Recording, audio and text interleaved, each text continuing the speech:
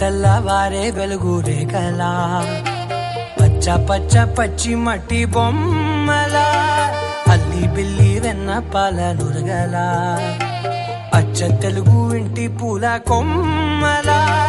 దేవదేవుడే పంపగా ఇలా దేవతే మా ఇంట అడుగే పెట్టెనంట బ్రహ్మ కళ్ళలో కాంతులే